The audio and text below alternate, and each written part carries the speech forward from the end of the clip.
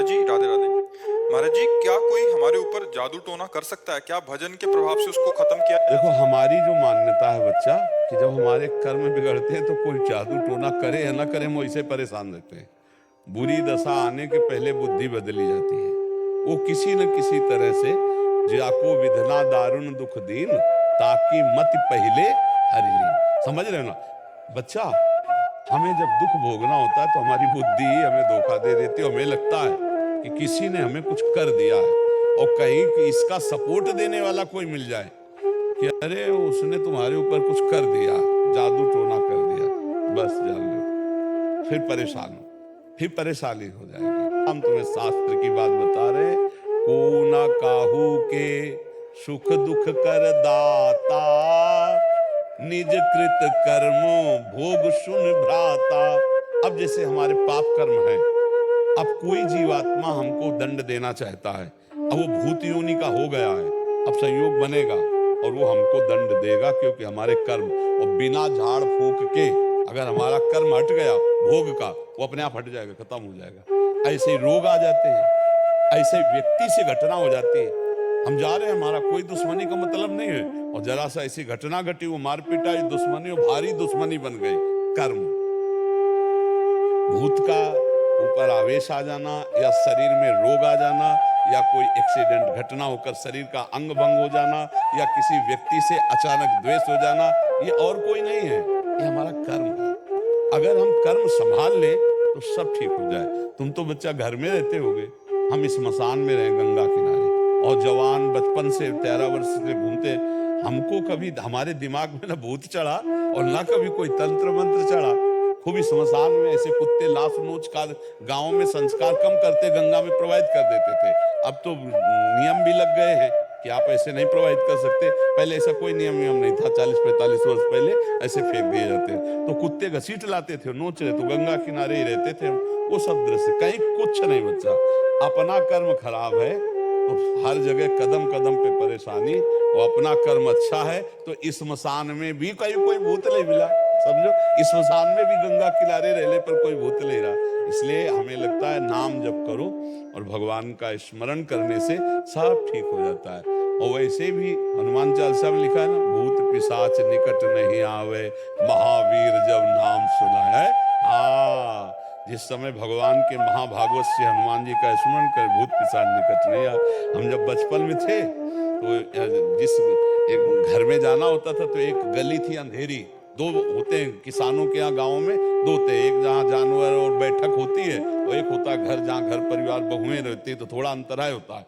तो वहां से जब जाओ तो अंधेरे गली थी, तो जैसे माता जी कहते बहुत डर लगता है, तो कहती थी हनुमान जी जपो। तो ऐसे आसपास देखा, अंधेरे में बिजली तो गांव में होती नहीं थी, तो जय हनुमान जय हनुमान जय हनुमान, वो तीव्र गति से भाग गए और अपने घर में गए जय हनुमान। और ये पक्का विश्वास था कि जय हनुमान कहेंगे तो भूत छुएगा नहीं, क्योंकि अब माँ ने बताया है कि जय हनुमान कहने से संस्कार बचपन से पढ़ते हैं। माँ ने भक्ति के संस्कार, भगवान के संस्कार डाल दिए। तो बच्चा निर्भय रहो, नाम जप करो, और जो कोई मानसिक या शारीरिक भूतावेश या किसी भी तरह का कोई भी दुख है, वो हमारा कर्म है।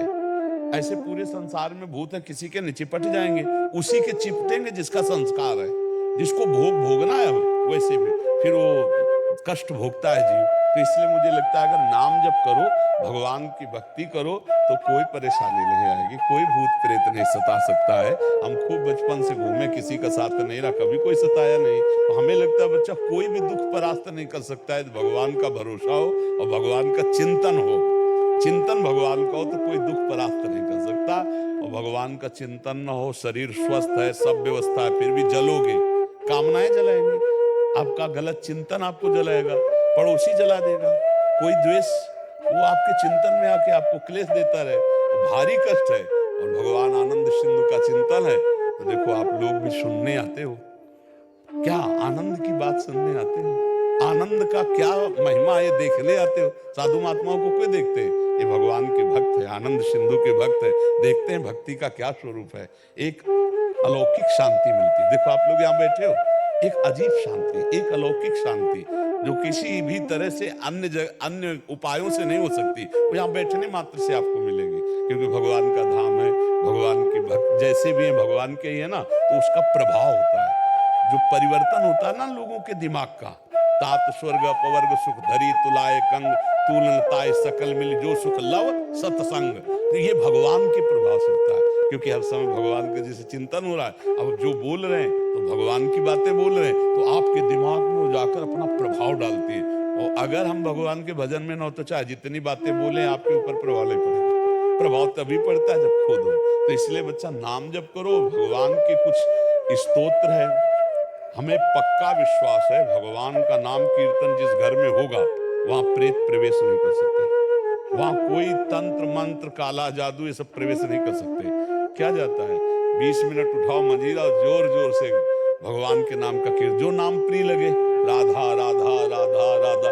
विशेष विशेष ध्वनियों में संत जन गाते हैं कि संसारी पुरुषों को दुनिया पसंद है तो उसी ध्वनि में गाओ राधा राधा राधा, गाड़ी में लगा लिया और राधा राधा। संगीत और ध्वनि से ज्यादा मन आकर्षित होता है, तो उसको सुनते हैं हम जब राधा नाम कीर्तन करते हैं तो परम मंगल हो जाता है। ये विश्वास मान लीजिए बच्चा, जिस घर में नाम जप होता है, ठाकुर जी का चरणामृत उतरता है, उनको स्नान होता है, भोग हुआ है, सब जो विघ्न डालने वाले विनायक हैं ये प्रवेश नहीं दे पा सकते। दैवी शक्तियां वहां रक्षा करती है। कभी आप अपने घर में नाम कीर्तन कीजिए, कभी किसी संत का चरणामृत मिल जाए तो अपने घर में छिड़क दीजिए, देखो उसका प्रभाव क्या होता है। भूत प्रेतों के ऊपर चढ़ते हैं, नहीं, जो भूत प्रेत स्वभाव वाले होते ना वो अपने साथी के ऊपर चढ़ते, वो मरा हुआ भूत वाला है और ये जिंदा भूत है।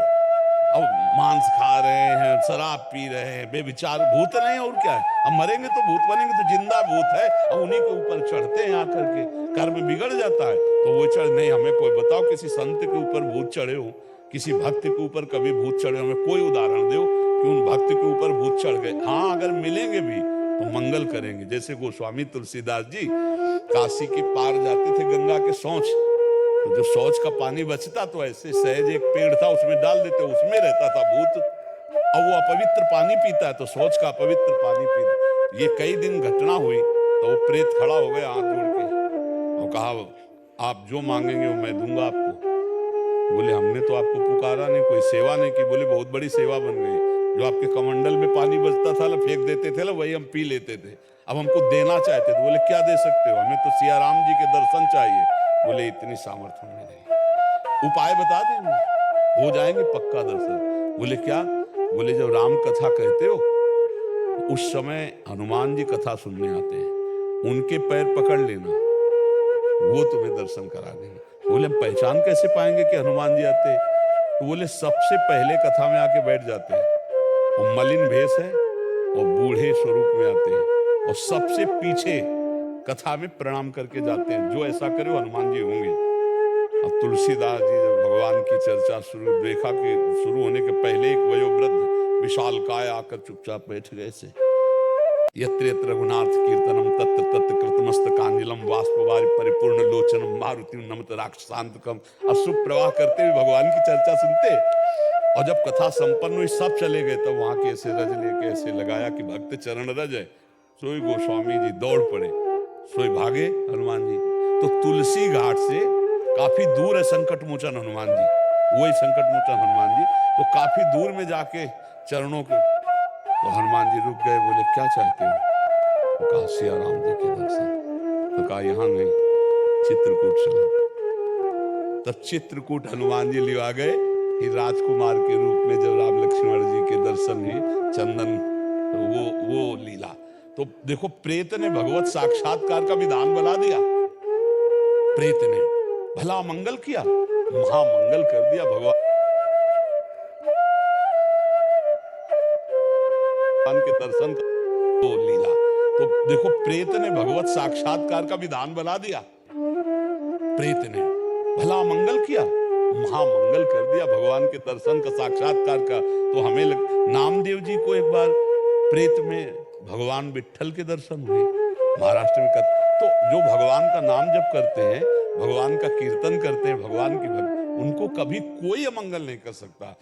जीते विनायक शुभ अशुभ विघ्न करे नहीं कोई, और विघ्न करे नहीं कोई, डरे कलिकाल कष्ट भय, हरे सकल संताप हरसि हरिनाम जपत जय। कलयुग डरता है नाम जपक से, ये जितने राक्षसी स्वभाव के हैं, जितने आसुरी शक्तियां, ये सब डरती हैं भगवान के भजन करने वाले से। इसलिए खूब नाम जप करो। और ये जादू टोना, कोई काला जादू दुनिया का जो है ना, ये कुछ असर नहीं करेगा। भगवान का भजन करो। अब भगवान का भजन नहीं करोगे तो कोई जादू टोना करे चाहे न करे, वैसे दिमाग खराब है। जहाँ डिप्रेशन की दवा होती, उनमें बैठो जाकर डॉक्टरों के पास, तो 50 लोग आते हैं। अब उनका दिमाग ही उनको परेशान किए, उनके कौन भूत चढ़ा हुआ है। अब निगेटिव सोच, नकारात्मक सोच कर करके उनको परेशानी हो रही। हमें लगता है हम व्यर्थ का चिंतन न करके राम कृष्ण हरि जपे, राधा राधा जपे तो सर्व मंगल हो जाए। कोई ऐसा नहीं तंत्र मंत्र जादू टोना या हमें कोई परेशान किए, कोई नहीं। हमारा कर्म ही हमको परेशान किए। और दूसरा कोई अगर ऐसा होता तो जितने तंत्र मंत्र वाले सबको मार डाले, स्वयं राजा बन जाए, स्वयं संविधान बन जाए। पर कर सकते हैं क्या? नहीं कर सकते। हाँ, उतना ही कर सकते जिसका भोग आया है।